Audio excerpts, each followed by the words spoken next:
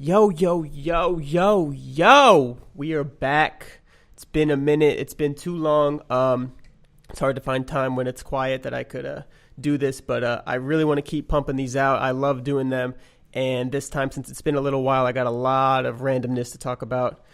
A lot of different things. And I also changed the title. I never really had a title for this podcast. It was just my name. It started off just dunking, but then I realized I want to talk about everything in the world. So, and then I didn't want it just my name because I wanted at least something that gave you some insight to what it is, just so you know it's kind of a vague title, but that's kind of what it's about anyways, all vagueness anyway. It's all about everything. So, Never-Ending Conversations, kind of the first episode with that title, but the 30th episode. We're on number Trey Zero, baby, Steph Curry. That's his number, right? I haven't watched it in a while. Anyway, so yeah. Been looking forward to this, and the first thing I really wanted to bring up, is my new AirPods. Shout out to Ira for getting me those for Valentine's Day. She knows I'm too cheap and I would not pay that much money, but I've been wanting them, and I've been using the wired headphones, and I have cheap Bluetooth headphones, but these, life-changing, and they're crazy, which is why I wanted to talk to you about them, and I knew they were gonna make my life so much more easy and convenient. But the feel is crazy, which is what I wanted to talk about. I've talked about technology a lot, and this is perfect. This is a perfect example of I feel like it's happening right now. Especially if you guys have these AirPods, you may not have noticed, or you may have noticed, but there's just some features that really make it feel like it's the beginning of us meshing with technology, and it's crazy. So for those that don't know, the case they come in, if you haven't seen, they're like just Bluetooth headphones, but they're just separate from each other. They don't have any wires connecting, just the headphones. Usually there's like in Bluetooth headphones, there's like wires connecting. I'm sure most of you have seen the AirPods, but if you haven't, they just earbuds that go in each of your ears, and they come with a little case, but the case also charges them, which is huge. And they just connect so fast to the phone. And the thing about them is how long they last, and how the main thing that makes me feel like we're meshing with technology is how often I have them in my ears now, because I listen to podcasts a lot. I listen to music a lot. I'm always at the gym using them. At work, I'm always using them for music and different things while I'm at work. And just even like doing things around the house is huge because I can't stop thinking. So it's good I like to learn stuff all the time, so I'm always listening to podcasts when I'm like doing dishes and laundry. And I would have Bluetooth headphones, but the thing with my old Bluetooth headphones is they wouldn't last that long. And like every time I turned them on, I know this sounds ridiculous, but this is why I feel like it's starting, and it's a different feel if you have these headphones. Is I had Bluetooth headphones that you had to turn on, and then you like wait for them to connect, and like sometimes they wouldn't connect, so you have to go in your settings and connect them again. And then when you're done, you have to make sure you turn them off. And a lot of times I'd forget, or they wouldn't turn off because you have to like listen to it in your ears to make sure they turn off or make sure they disconnect. But with the AirPods, you literally just take them out of the case and they're on, and they connect instantly, and they make a little sound when they connect. And when you take them out, they just turn off, and they last so long that I barely have to charge them. And it makes me want to just keep them in all the time because I know they're always charged, and I don't have to. It's like one less thing, because before I had to make sure I always found that little plug that wasn't an Apple plug. Now it's also an Apple plug, which I have everywhere, the USB, the lightning cable. And the other Bluetooth headphones, I would just have to charge them every day to make sure. If I was on my game, which I usually am with everything, it's like the second I finish using them, I put them on the charger, so I always know where to find them. They're always fully charged when I use them. But it was just another thing I had to do, and these I never have to, and they're always charged because of the case, that every time I use them, they are ready. And they answer calls super easily. You just tap them to pause them, and you just take one out, and when it recognizes one is out of your ear, it pauses whatever you're listening to, so you can be very polite. There's just so many features that make it so convenient, that make it feel like you want to keep it in your ear, and I have more to tell you. But the weird part is that you just want to like have them in your head at all times, because you can always be listening to stuff. You can answer your phone calls. It's just almost more productive to have them in while you're doing things, even though you're still connected to your phone or whatever. Even if I'm not listening to something and I'm doing things around the house, especially like cleaning and dishes, like your phone rings, you want to answer it, or you want to talk to somebody. It stops you. And also, I don't have to carry my phone around. I can leave my phone charging. So that's another indirect benefit of these headphones that I could always have my phone charging while I'm doing these things. What was the other feature that I really liked? So you always want them in. They turn off and on super easy, which makes them like not lose charge, and they charge all the time because they're always in the case, and the case holds a long charge. But just like the feel you get when you put them in, which is really, I remember the other thing. I'm going to get to it now. But first, there's two parts to it. When you put them in, it just makes like a sound, and it was weird because when at first I heard it, I was like, oh, that's not like a normal power-up sound. It's just like a boom. It's good if that's a good accurate sound of it, but it's not like a like it didn't sound electronic. Obviously it sounds electronic, but it doesn't sound like a typical thing. It just kind of sounds like, it almost sounds like my brain's turning on. That's seriously what it sounds like. It sounds like something got implanted in my head, and it's just like doom, and it's just like, I don't know how they did it. I don't know if I'm overthinking it as usual, but it sounds like the perfect sound of something just being implanted into your head. It's not like separate from your head when you, like I had my other Bluetooth, and you don't have to do anything. You just put it in. You don't have to press any buttons. So my other Bluetooth headphones, I'd put them in, have to hold down a button, and I'd hear like a non-native sounding beep to let me know. It's like beep, beep, like very obvious it's an electronic thing. But this sounds very almost like a natural sound you'd hear in your head if your neurons made sounds. I know that sounds ridiculous, but I like to think that Apple did that type of research to make sure that sound sounded like that, because it's just a weird sound. But it was funny because at first, when I heard it, the very first time I put the headphones in, I'm like, oh, that must mean they're connected. And I'm like, that's just a strange sound. I barely heard it, whatever. But then as I used them more and more, I'm like, I almost started to like the sound because of it was so simple, and it gave the right feel of like, now I'm connected, not like the headphones are connected, like I'm connected, if that makes sense. And the other thing, this one's really big too, that makes you want to keep them in, back to my central point of that you always want to keep these things in, is that, oh, sorry, my dog just hit the wire of my computer because he's big and clumsy. So you want to keep them in, is that when you have other headphones in, they're very obtrusive, especially if you have a wire. It's almost rude when you like walk into a public setting, like in an elevator or something. It's not rude, but it's polite to like say hi, and it almost makes it look like you want to not talk to people, which some people don't want to, and that's good for that. But I like to talk to people, and I also like when people feel like we're sharing the same space and we're friendly to one another. Anyway, the point is, they're so small in your ear that I've noticed that people because I used to have my other headphones in too, but now people, when I have these in, they talk to me more. And on the flip side, when I would see people with these AirPods in compared to other like wired headphones, I'd feel more inclined to talk to them like they can hear me, either because they can pause it easy, or it just wasn't as obtrusive, and it really gave that feel that you could continue talking to them, and it's not really going to be something that's going to hinder their ability to listen, which is so weird. So now when I have them in, I don't feel rude. Like if I'm going, like a lot of times I like wear them when I'm grocery shopping, so by that, or whenever you're in a store or walking around doing errands.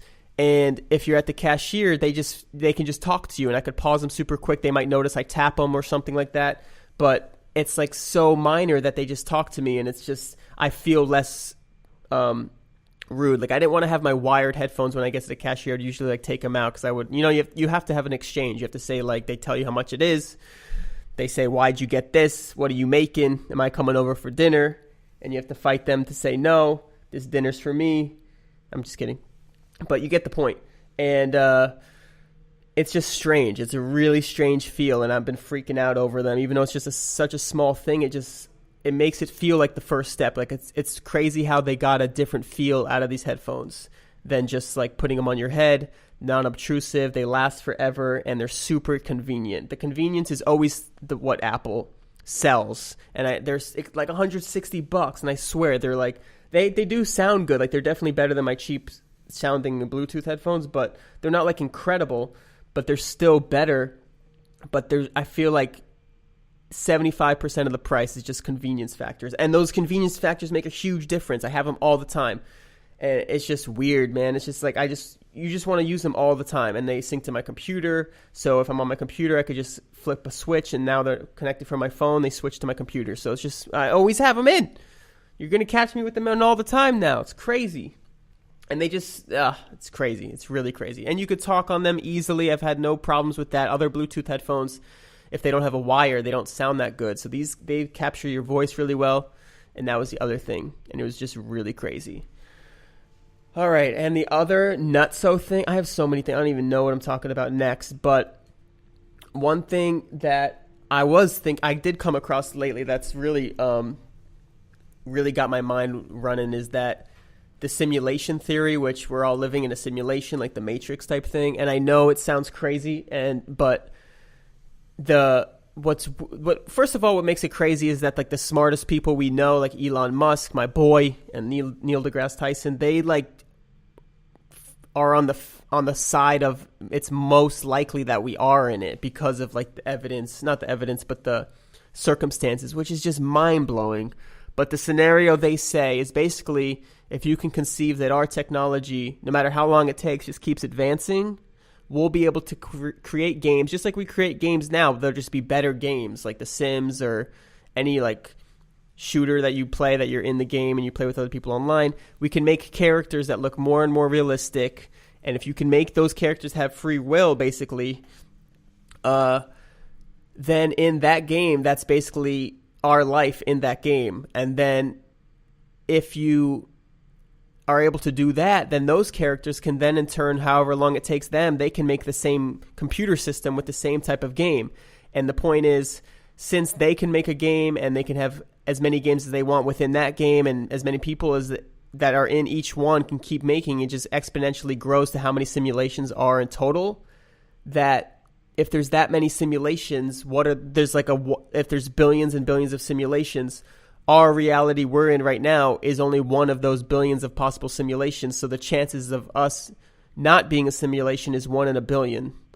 So it's crazy. But what I like to think about is like if you were creating simulation and if we did get to that point, if we're watching the game happen and we see like some of them getting like super smart and trying to teach others that were possibly in a simulation, you'd be like, holy shit, this guy's figuring it out. Like, how weird is it if we are that like Elon Musk or other smart people are kind of hinting that we might be, and they're like, and they think we are. Like, if someone comes out and says I'm sure people have, but like one of those big iconic people come out and say that we 100% are, it'll just be mind-blowing. And I feel like it would be insane if we created a game and like one of the characters realize they're in a game because they're that smart and they just have the foresight to see that where technology's heading. And it's just wild that might be happening right now, just because if you can think that we will get that far, like I think that we will eventually get to a point where our technology can basically, and that question comes down to, can we recreate like consciousness? Because yes, we can recreate like body parts and like thinking processes and then emotions. I'm sure we can program that. That doesn't seem as difficult for me, because I do these type of programs, but you get what I'm saying. But they're creating consciousness, like the soul, basically, like who you are, like the spirit type thing. If they can recreate the free will aspect of it, then that's it. And then Elon Musk was also saying it's basically between we do create the simulation that in turn makes us most probable that we're in a simulation. We either create that game that gives us insight, or we don't create the game. And if we don't create the game, that means civilization must have come to the end. Like we don't advance anymore, and we cease to exist from then. That is this craziest thing. It's not like freaking me out or anything, but it's just super fascinating to think about that that's a possibility. Because just think right now, like we really could be, and like they say, it doesn't matter.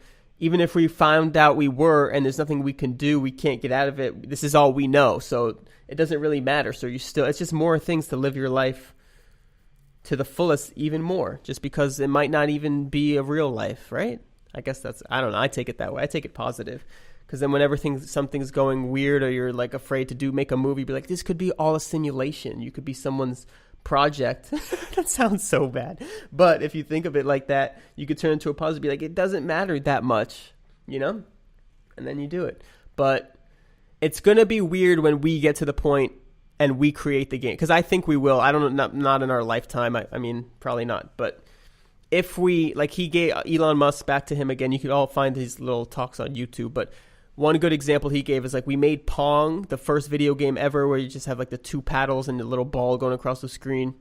That was like 40 years ago. And now we have these super complex 3D worlds with characters in it and millions of people playing at once. That's only 40 years, and the technology just gets better and better. And yes, it might not advance as fast, but even if it's like he was saying, like 1,000 times slower, we'll still get there eventually if it keeps advancing. But whenever the time is, if we create a game that's indistinguishable from our life, I could barely talk.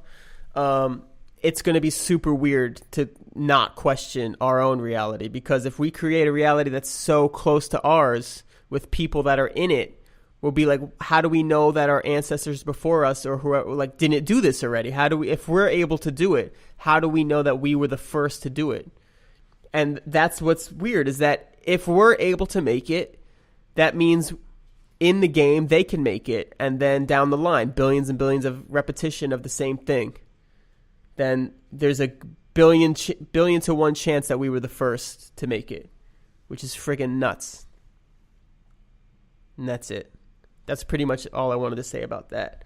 But those two things, the meshing with technology, with the headphones, possibly in a simulation, it's all wild.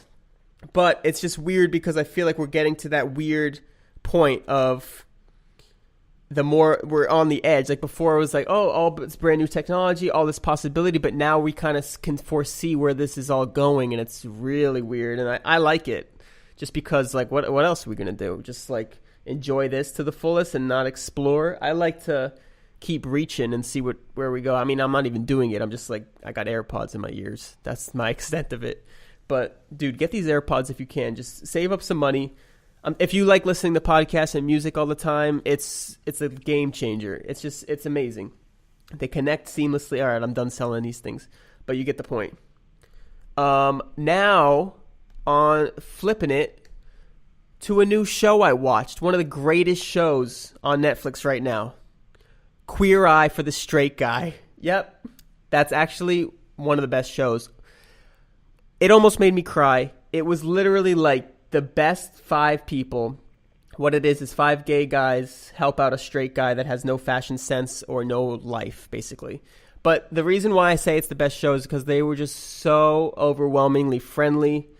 Not friendly is not a good word, but just compassionate and helpful. And I feel like that's how everyone should be in the world. And it was just so nice because these guys, the straight guys that were just like, one guy was like a redneck type guy, and he like never took care of himself, lived alone, wanted to get a wife in his later years, and they just genuinely made him so happy. It was just the nicest thing to see, and he was it looked like he had like a whole new life just because people gave him some confidence, gave him some new clothes, showed him how to take care of himself a little bit, fixed up his house, and that was it. And it was just so heartwarming, you know? And I just like that.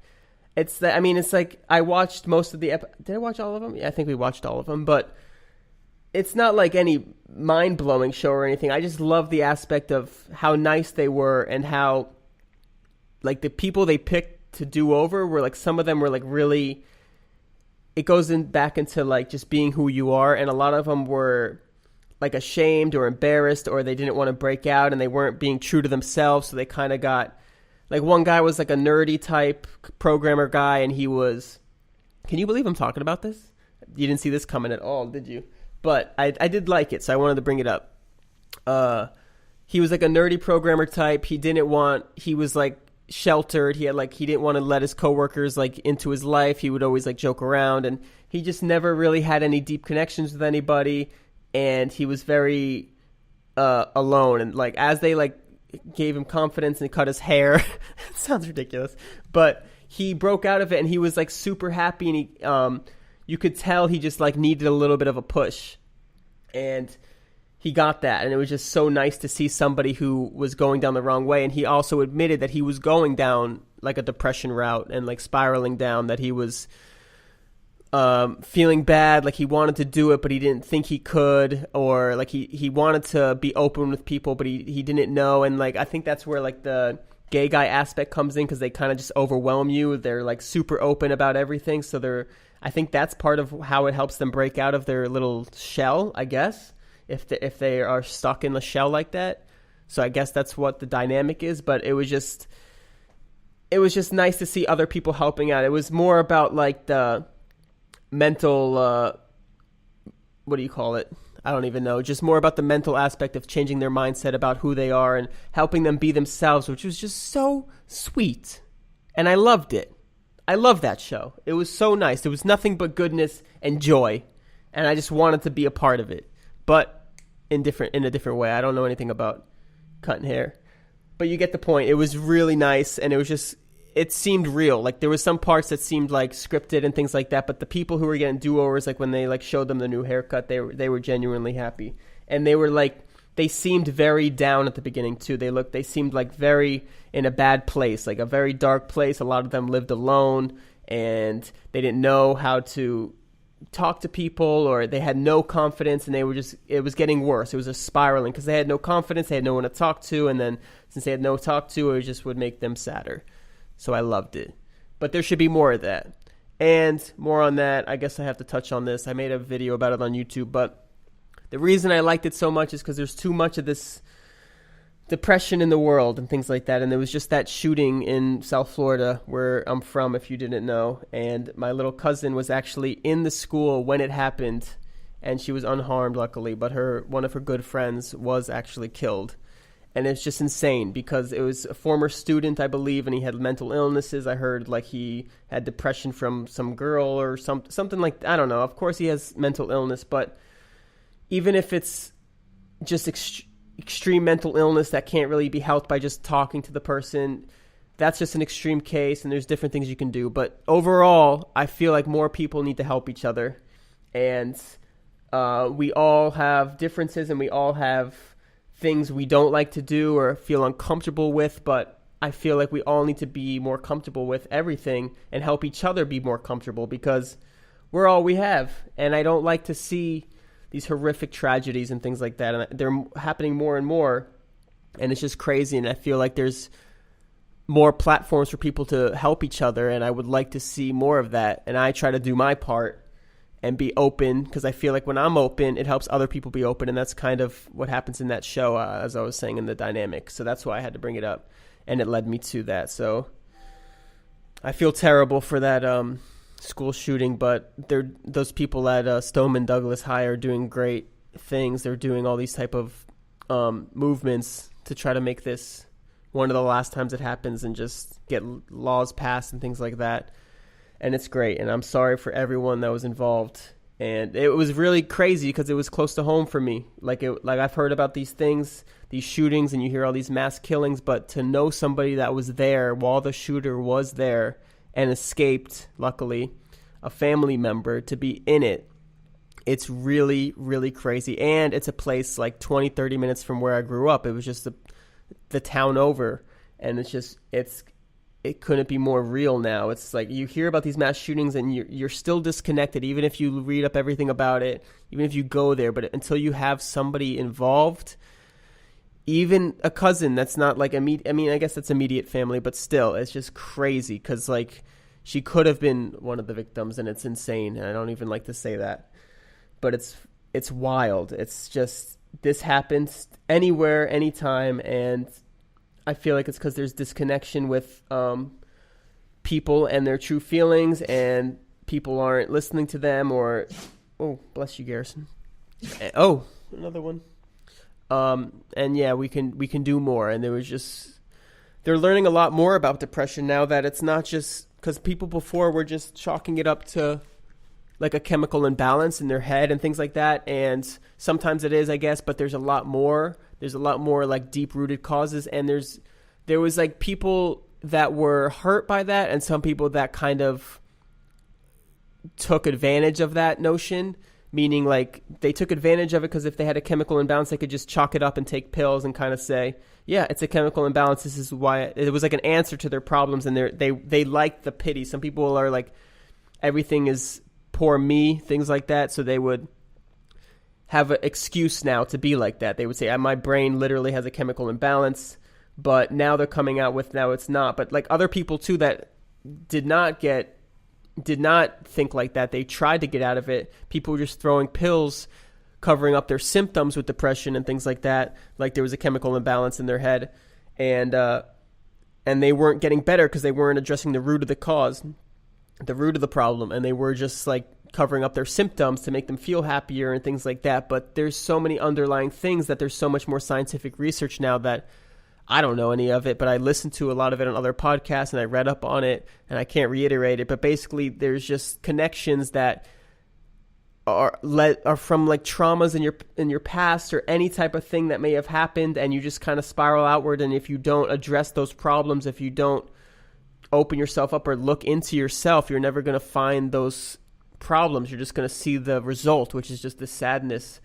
And more people need to try to figure out what's the root of it, not just how it is reacting now. Because if you're just like depressed and sad and they check your brain, maybe there is a chemical imbalance, but instead of fixing that imbalance and what it is, it's so much else there could be. And there's just like diet is such a huge one, because if you eat the wrong foods, you don't have energy, and then if you don't have energy, you don't work out, and if you don't work out, you don't get oxygen to your brain, and you don't do all these things, and you get overweight, and then you're not as social, or you don't have ambition, all these different things. It just spirals, and there's just so many things. But one of the basic ones that are huge is diet, because it helps everything work properly, and I feel like it's one of the foundations. So if anyone is like not living up to how they want, one thing you can super easily control is your diet. So if you can get that on track, that's one huge thing. That's like a huge win that could lead to a lot better things, because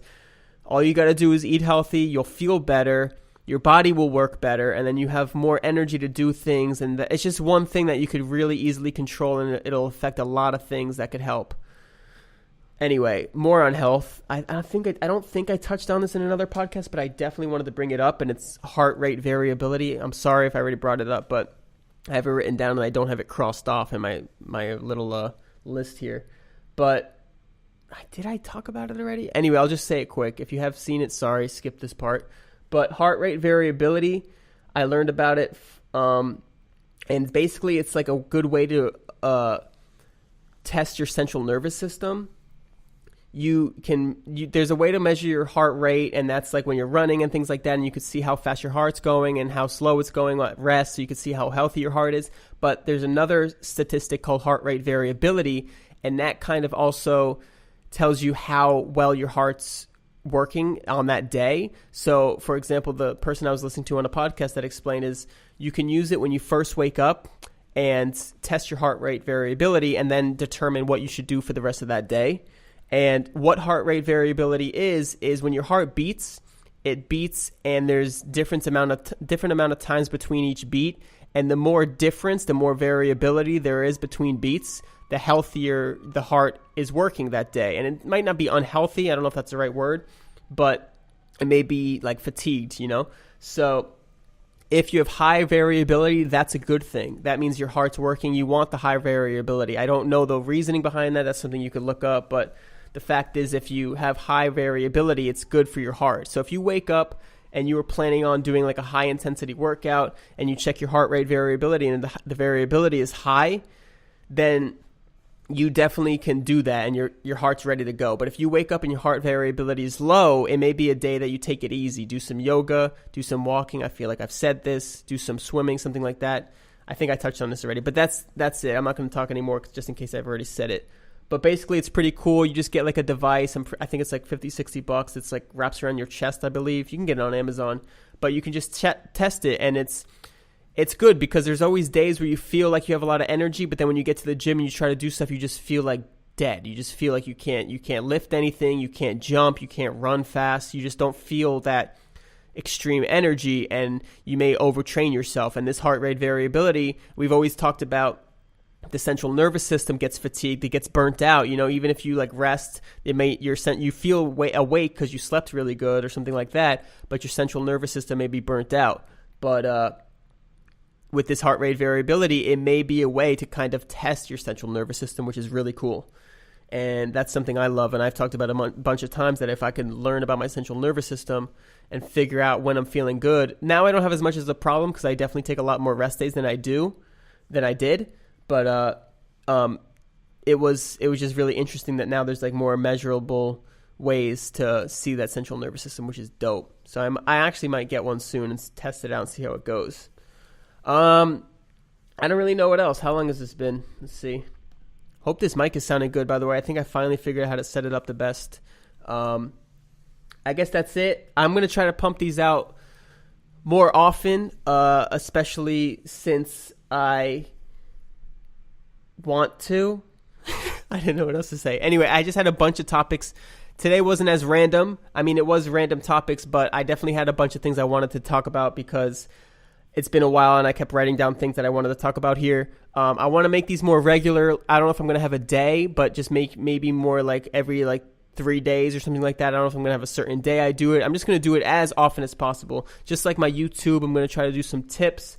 If you don't know, on my YouTube, I post a lot about my dunk journey, but I also might start doing just like quick tip videos that are short, easy for me to make and easy for me to get information out there and just more content more often. So I might put those tips in audio format here as well. So if you're looking for that, there'll be more jump tips. And, actually, I do have something I can do right now, which is some people I tweeted out to, it's at Stevie Celi, STEVIECELI. It's all linked everywhere. I asked people to ask me some questions on Twitter, and a few people did, so I'll answer those now. That's what good thing I remembered that. Jeez, I almost forgot. Okay, so let's see where it's at. How do I find these? So the first one, what I'm reading right now, is from Josh 474001. He said, what did you think of the dunk contest? Dude, I didn't even bring that up. I totally forgot about the dunk contest from the All-Star Weekend. I guess I'll talk about that now. The dunk contest, #decent. I was hyped, but nothing special. I mean, we're spoiled because we see all these pro dunkers. I dunked with Isaiah, when was it? Yes. Yesterday, he was going crazy. He was dunking in games like a maniac. But even before that, we had an insane session together. He hit a backboard windmill elbow the last session we were at, the day of the dunk contest, actually. And it was nuts. If you follow my Instagram, you'd know that already. But anyway, so I see that crazy stuff. And then I see Donovan Mitchell, not to hate, but he did a 360 windmill, didn't even fully extend his arm, not nearly like Vince Carter did, at least. I know everybody can agree with that. And he won. So it's he didn't really do that many dunks that were special. Yes, he did well. He performed well. He nailed all his dunks. He punched them. But it wasn't that good. This is a great question, by the way. It wasn't that great. I would rate it. Okay, so I really liked the contest with Zach LaVine and Aaron Gordon when they were going back to back. That was awesome. They were two different styles, killing it. Aaron brought out some new dunks with the under the butt over somebody. They were just punching it, and they were going crazy, and it was really fun. This one was Larry Nance had that one. I think it's the Dwight Howard tap they call it, but with two hands, whatever. He's so long. That's not. You see so many people doing that dunk now. If you're in the dunk world. It's not that hard of a dunk, especially when you're that long. Yes, it takes. Did he get it first try? I don't know. It takes skill. It's not easy. I don't know if he's done it that much, but for us to see that as a 50 dunk is it's not that great. It's not he didn't. It's no vertical. It's not that much vertical. It's not crazy hard. Even a little variation I've seen would have been cooler. If he tapped it off the glass and dunked it reverse, I've seen. But it's not that I can't do it, obviously, not yet. But it's not that wild. It's not that wild. And what else did we see? Dennis Smith Jr. had a really nice 360 between the legs. I was really looking forward to him going nuts. Victor Oladipo looked like he forgot 4 inches of a vertical somewhere. He just lost it. He had no bounce. He did the tomahawk windmill, but he just barely brought it down two hands. It was just I've seen him jump way higher, so I don't know what happened to him. But there was no spectacular dunks. There was nothing that new. I would have loved to see like somebody just try some crazy stuff, you know? But nobody even really tried anything that crazy. I would have liked to see, I don't know, some double elbow type hangs. I'm glad we didn't see any like double ups really, because I'm sick of them. But yeah, it wasn't that much. I'll move on to the next question. But the contest was decent. It was fun, but it wasn't like anything I wouldn't expect or like anything that shocked me. Next one, Kyle, I think it is, ARP, KILE_50. How do you deal with patellar tendonitis? I've had mine for almost 2 years and it isn't going away. Hashtag for the podcast. Dude, I love that. Hashtag never ending conversations. You feel? Okay. So patellar tendonitis, I'm guessing is just like jumper's knee. If you're talking about that, that's what I know about. But mostly for everything, you want to rest until there's like no pain, including like stretching. You want to stretch and try to like get the pain away first. I know it's hard to stop jumping, but it's definitely going to help in the long run, which is definitely what I've had to do in the past. But for most things, the basics you want to do is stop doing whatever you're doing that makes it feel like pain. Even if it's just like sitting, stop doing that and rest it until there's less pain at least. And if you can get it where there's no pain, like I know jumping may cause pain, but if like walking around doesn't, try to get to that spot and then gradually stretch it a lot and strengthen it. So for me, when I hurt my knee, what I did is my knee was giving me problems and I always stretched it. And as soon as my stretching got it to a point where it barely hurt anymore, I started strengthening it, and I would kind of go in a place where there was like very minor pain. I actually went to Jacob Harden. You can Instagram him, Dr. Jacob Harden, and when he was helping me with my knee pain, we would kind of test my pain threshold, and if my knee was like, if like a full box step was like a 9, if it gave like full pain, I would try to bring the box down to like a less inches, like really low range of motion, and put weight on. And if my threshold was like a 4 or less about, I would go right there and just rep out weight at that thing. So just at that like height.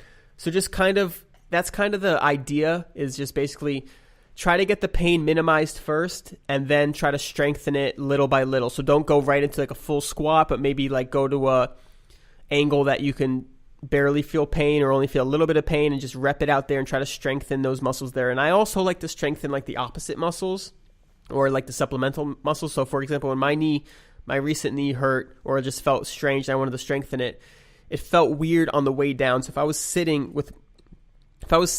and I went to sit down with my right knee, meaning like my left leg was in the air and only my right knee, and I would sit, it would feel like weakness. But when I would like push off it and like from a seated position stand up, I wouldn't feel that weakness really. So I just would always I would use 2 feet sitting. So I would like take weight off of my right knee on the part that hurt. And then on the way up, do the one leg. So it kind of strengthen the opposite side of it, if that makes sense. Anyway, that's my advice. And strengthen and stretch and strengthen and stretch. And stretching's a huge one. The rectus femoris, that one stretch is really huge, because that's what causes a lot of knee pain, is that one muscle that's neglected from the quadricep basic stretch.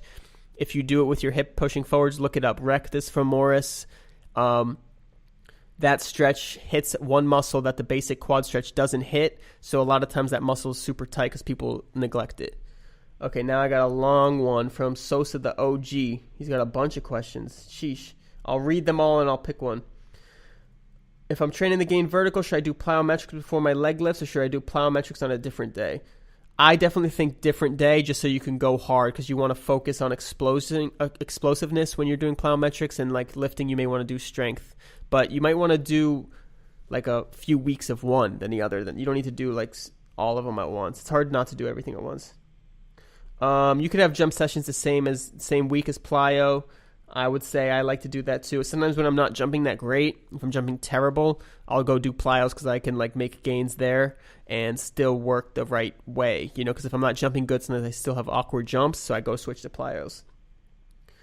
How important is training your core? Very important. That's huge. You can always get it stronger. It doesn't hurt to get it this crazy strong. Get that 6-pack, 8-pack. 8-pack is 2 inches of vertical, by the way. Power cleans or hang cleans or both? I'm not too sure about that. That's something you have to hit someone else up, a.k.a. Jay Clark or Isaiah or Daniel Back, Jump Science Guy. They know about that stuff. I don't know. I would say both. What are the best plyometrics to increase reactive strength and explosiveness? How many different plyometrics exercises should you do? I don't know how many you should do. Just do it till you feel like you made a good workout. That's like really where it comes into like who you are. But reactive strength, I really like depth jumps where you start on a box and step off, and then as soon as you hit the ground, react and jump. I feel like that's the perfect way to get that reactiveness. And then I also like just simple tuck jumps where you just jump, tuck your legs, and as soon as you touch the ground, try to jump back up as fast as you can. I'm stuttering bad. Can you play pickup games while training vertical? You can, but at the same time, I think if you play too much, it may be turned into like cardio, and cardio will kind of kill your vertical because it's a lot of like slow movements. But if you play a couple games, it's good to get you warm, something like that. That's not too bad. Is it beneficial to do plyometrics with a weighted vest? I think weighted vest is good. I think just stay away from ankle weights because they mess up your knees. But I think a weighted vest would be good. I don't see how it can't hurt as long as it's not too heavy, because I think since it's unnatural, it's kind of like putting stress on different joints. But if you hold like a medicine ball, I think that's better. If you just like hold a medicine ball, because it's like you're engaging everything at once while you're holding it. You're not just like letting it rest on you. I think that's just how I think. Long schedule. I can't read that. Sorry. Train upper body except Sunday. Okay, his schedule is this. I'll do it real quick. Plyometrics on Monday, leg lifts on Monday. Tuesday rest, Wednesday jump session. Thursday plyometrics, Friday rest, Saturday jump, Sunday rest. I think it's good. It's a good schedule, but it depends what you are. Are you lifting like light lifting? Are you in like explosive phase? I would say always go hard and learn about how much you can do, because if you can do more, always do more, but you don't want to, like, there's a point of diminishing returns. But also go through the phases. Don't just try to do everything at once. I did that too, and it didn't help me. You always want to do like strength training and plyometrics at once, because you want to build both at once, but it's very hard, if not impossible, to build both at once. You have to make the investment, and that's what I'm doing right now, and I know it sucks, but everyone does it. Everyone goes into their lifting phase and goes in the lab for a couple months. So do that, and it'll pay off in the long term. But in the meanwhile, for each weekly thing, just rest until you feel you can go 100%. If you can't go 100%, or if you're not feeling like going for 100%, that's different than being able to. If you literally aren't able to, then you should rest more. But you have to diagnose yourself as you go through the weeks. But if you just don't feel like it, just go do it. It's fun once you get started. It'll feel good. But if you just feel like you can't, like you try to and you physically can't, then you're too tired. All right, I got another question from somebody.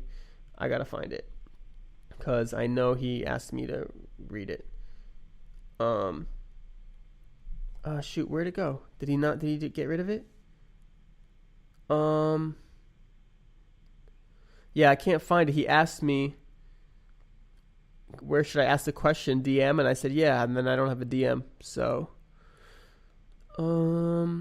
maybe I already answered it, hopefully. What's your go? I don't know what that means. Oh. What's Julio? Did he message me or what? He didn't message me. I think he asked me where to message, and then he never did. Anyway, that was it for the questions. Let me go through my Instagram DMs real quick for people I didn't respond to. Hopefully you, if you ask me any questions there, I'll do that right now. Sorry. Dead air. Let's see. Dunk-wise. I can't find it. Anyway, that's it. So I'll just end it there. Sorry for all that dead air. But I'll do that more often. Tweet at me. It's better if you tweet at me, just because I could keep them all in one place. The DMs I respond to once in a while, and I don't like to respond to all my tweets because then it's just like all cluttered. But the DMs I could have like in conversations with each person, even though I could DM on Twitter. You get what I'm saying. But I just want to also build my Twitter. Transparency. There you go. Tweet at me if you have any questions, and I'll try to make sure I get to those at every podcast. And if you like my stuff, it really helps if you share it. I really appreciate it. And that's it. Another never-ending conversation continues, because it never ends. All right, I'm out. See ya.